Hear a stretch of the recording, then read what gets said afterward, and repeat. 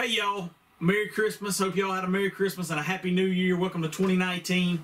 I hope all your trap lines are rocking along and everything's going good. You're not getting as much rain as I am because it is steady raining, but nevertheless, I'm going to try after putting it off to get some traps out this weekend, and maybe at least I can keep some water sets working in all the rain. So, but this episode number 23 is a recap with John Zander of kind of the current market conditions based on the different fur types.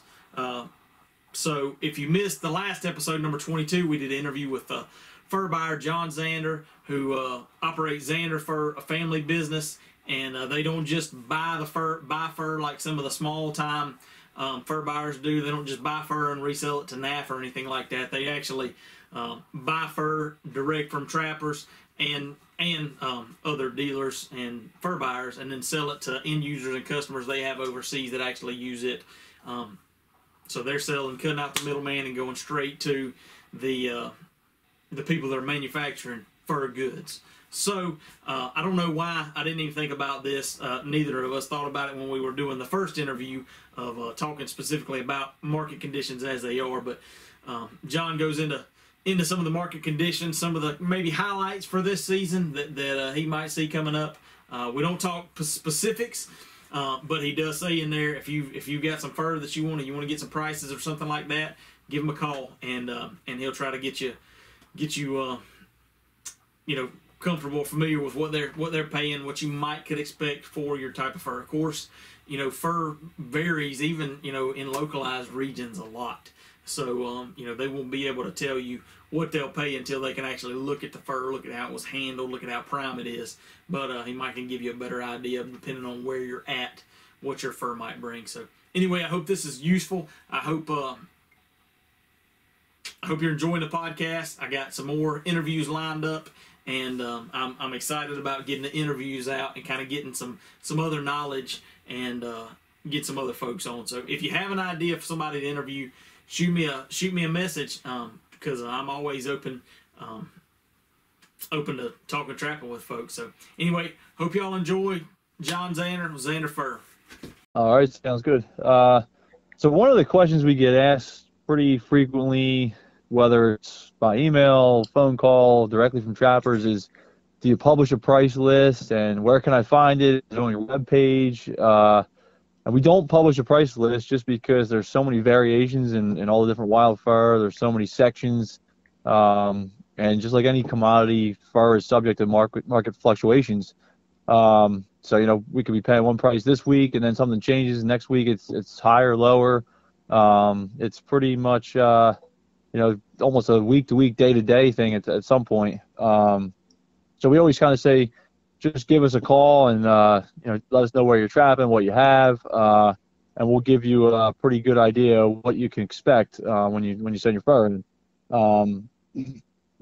So with that, I'll start out. Obviously, no surprise that Coyote have been in record demand lately, and that's everything from the heavy Western type all the way down to even the Southern type, and we see good demand for every section of coyotes right now.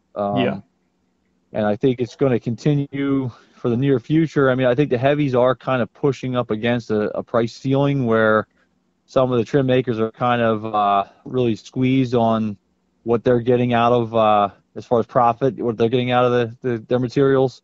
I don't think they're going to go tremendously higher. But one thing that is happening is a lot of the stuff that's like semis, stuff that's lesser quality goods, they're kind of being buoyed up as well, because some manufacturers are using like cheaper goods to kind of, I don't want to say a knockoff product, but to capture a look of maybe like a higher end trimming garment. Sure. They'll try, they'll use like a lesser quality coyote, so that's kind of helping that out too.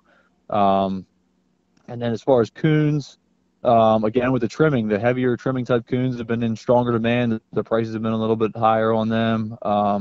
In general, the bigger sizes are preferred, just because of production costs. Just the cost to dress or tan a raccoon is the same, whether it's a big one, a little one. So it's kind of like you don't want to, if you're going to buy a small coon, it's going to sometimes it costs just as much to dress it or more as it does just for the skin. Right. the color really is not as important for the trimming stuff. Some of it's getting dyed, some of it's getting used natural, but it's really hasn't been quite as important as it has in the past. And then one thing to keep in mind though is that the coons do compete with ranch fox, fin raccoon, Chinese raccoon for trim, and they've all been relatively cheap. So it's kind of again, I don't think you're going to see like a few years ago where coons got up to in the 40s, 30s like that. But I think that the demand is there right now with the prices that we've been having lately. As far as the semis and the lighter skins, a lot of them have been used for linings. And there is good demand for them too. We're seeing some good demand, and we're getting some inquiries for that. But it is at cheaper prices. Definitely a lot cheaper than the heavier goods. And the same thing, they compete with other ranch fur that are used for lining. So it's kind of a catch-22 where you're not going to see them get really high, but if you're willing to trap and sell them at reduced prices, they are movable. So it's kind of been. There's been a brighter spot in the market for coon recently. Red fox, it's kind of a downer. The demand is kind of slumped for both the eastern and western types. We've been moving a good amount of red fox at reduced prices on the East Coast here, like just in our region right around our warehouse. They get quite a few reds. A lot of guys just like to trap them, and they don't really care. The prices are high. I mean, guys obviously care if they're high, but some guys are going to do it anyway, right? Regardless. And it's not a really great trimming item, but we do have some demand at the current levels. We've been kind of moving them all along at a pretty decent clip. So it's just, I don't think it's going to really pick up too much, but it's not like something that's just kind of dead in the water. And then gray fox, same thing. It's kind of a modest demand for grays. It's traditionally been like a European or Russian item. They make a lot of gray fox hats out of them, and the heavier goods are definitely selling better than the lighter stuff, like the more southern type. That real pronounced gray with that orange on the cheeks kind of has been what's been requested. Just like it has that really nice color that kind of pops to it. And that's kind of more found in the heavier type goods. But again, they're kind of at a modest price level, but there is demand. I mean, that is the good thing. Some of these items just didn't have any demand several years ago, and we're kind of seeing them sort of pick up a little bit, which is always a good sign. And then muskrat, there's definitely been an increase in muskrat demand since last year. We raised our prices across the board slightly on muskrats. I think we talked about before, they're primarily used for linings. And like we said, the plates get made out of bellies and backs, and it's kind of a funny thing. Right now, the belly plates are selling really well, and the back plates are just difficult to move. A lot of people think the back on the muskrat is sort of where the value is, but that's actually not true. Right now, the belly fur is sort of just more in demand for the fashion market. And that's almost all China. Everything's just about going to China. The beaver, it's kind of been this past several years just dominated by the hatter market. There's not a lot of sheared beaver. There's not a lot of beaver garments being made. And the hatter market sort of provided a floor for beaver prices. The problem with beaver is just there's so much labor involved with the beaver. Yeah. From the time you catch it, dragging that thing out of the creek, and bringing it back and skinning it and putting it up, and it's there's a lot of work. So it's kind of the one good thing about that is that the castor prices have been pretty high, and I think that's going to happen again this year. So that sort of makes up for to some extent the reduced fur prices on beaver. Sure. And really the production of beaver has just been really low. I mean, I know like locally right here, we get calls constantly from people that say, hey, can you recommend a trapper to come and catch my beaver, that are chewing my trees up or whatever. And you kind of explain to them, well, there's not a lot of guys really want to catch them right now because the prices are cheap. But there is definitely value for beaver. It's just a matter of what you want to do as far as how much work you want to put into it, I guess. Right. And then as far as wild mink, that's been kind of another difficult item. It's just they compete directly with the Chinese cheap ranch mink, and there's so many I mean, like a ranch female mink is almost comparatively priced to a wild mink, and they're all uniform. They're bigger, so it's just kind of a no-brainer for a manufacturer. It's just easy to say, let me give me some ranch mink that are cheap instead of wild mink. You kind of know more what you're getting into, and it's just until the ranch mink kind of improve, I think wild mink are going to be relatively cheap. And then as far as otter, we've definitely had increased demand from last year. We've moved the prices up on otter. There's a fair amount of variation in the otter section, so it's best to give us a call to kind of figure out what section you're in and what the pricing is. Bobcat, that's another item we've seen increased demand for in all sections, whether it's a commercial section. We handle a lot of commercial bobcats, southern cats. The better pricing is definitely for the better goods. The heavier stuff is still bringing really good money. The color, the clarity of the spots in the belly, but pretty much across the board, bobcat are doing better. Fisher, the demand is, there is demand at reduced price levels. Just last week, there was actually a Russian sable auction, and there was really poor clearance, and there was lower pricing, so that kind of directly affects the Fisher market. I think we talked about opossum a little bit. That's an item that's just really, really tough. There's just poor demand. It used to be used quite a bit for trimming. It's just kind of out of fashion right now. I don't really see it coming back too much. We sell a few for novelties here and there. We have quite a few of them right now on hand. Yeah. And the same as far as skunks. Actually had a trapper text me on Christmas Eve and say, "Hey, I got a skunk. Can I come and bring it over?" We had just closed up. I said, "Yeah, bring it in, I guess." And skunks are kind of just more of a novelty thing. They do use them a little bit in the craft market for things like gloves and mittens, hats a little bit, but overall it's just more like a novelty, just kind of hang it on the wall. I got a skunk or whatever. Yeah.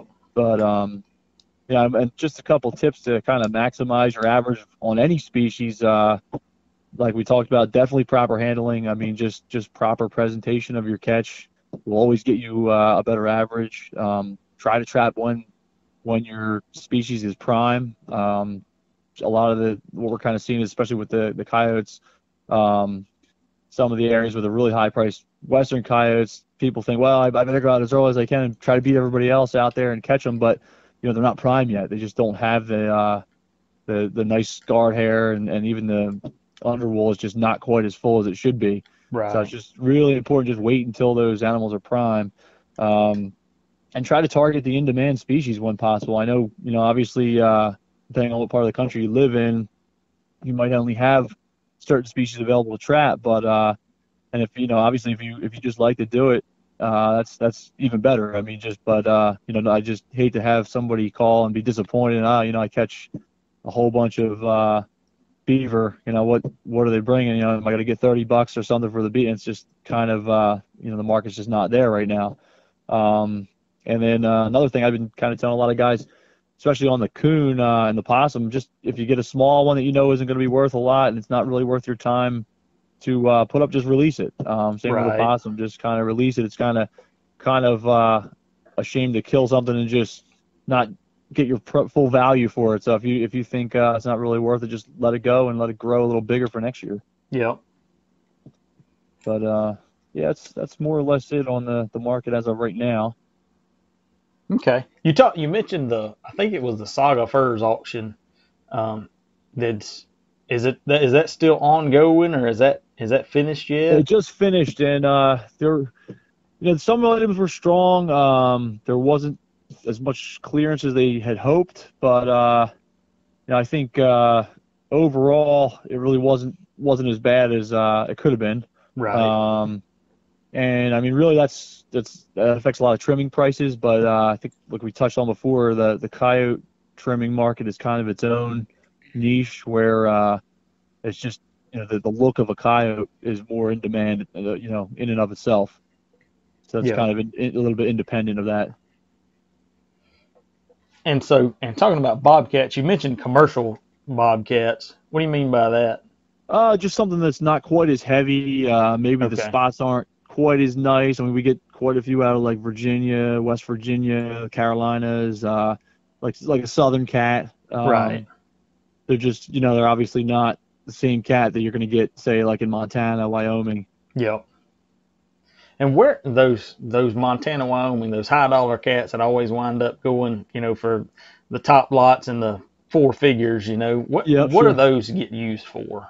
There's a variety of uses. The belly is kind of where the money's at. It's just that real nice heavy cat. It's like just high-end fashion. They get used I've seen them all types of garments, for trim around collars, but just full skin garments. It's just kind of that look of that real clear, nice defined spot and that long, heavy fur. Right. It kind of brings that type of value. Yeah, And that's interesting. That's one thing that we do here quite a bit. Actually, I was just talking to a guy this morning about the variation in cats, and it's like, there's a Southern guy, why are my cats so cheap compared to these ones you hear for four figures? And it's just a totally different animal. Yeah. Obviously same species, but just the variation in them is really unique. Right. Yeah, I was texting with a guy the other day, and I think he's in Oregon, in kind of eastern Oregon, and he was talking about those high dollar cats. He said you don't catch many of them, but $1,000 cat when you see it. Like, yeah, that's right. I'm actually looking at some Oregon cats right now as I'm talking to you, and they're big, really nice big cats, but most of them have like an orangey kind of tinge to them. But they're, the majority of them are what I would consider more of a commercial cat, but they do get some nice ones mixed in also in certain areas. yeah. Okay. Well, overall, that seems like a little bit of positive going into this year's first season, with coyote demand continuing, and then muskrat and otter seeing a little bit of an increase. Beaver being kind of stable. Coon possibly a little bit on the increase. So yeah, absolutely. There's definitely some things to be happy about for sure. It's definitely it's not like prices are being lowered on too many things. And most of the species that are readily available to almost anybody do have some, like coons across the board. Pretty much anywhere you are, you can catch coons. There is some demand for that, so that's definitely a good thing. Well, good. Well, that's what I just wanted to cover and get kind of an overview of what the market was looking like going into this year. And I guess one thing we didn't touch on, but like, what would be some of the benefits of somebody selling to you versus shipping to Napa? Like, one thing for us, we're a direct purchaser, where like the auctions they're just it's like a consignment deal. We sell directly to the end user. A lot of our customers are also their customers.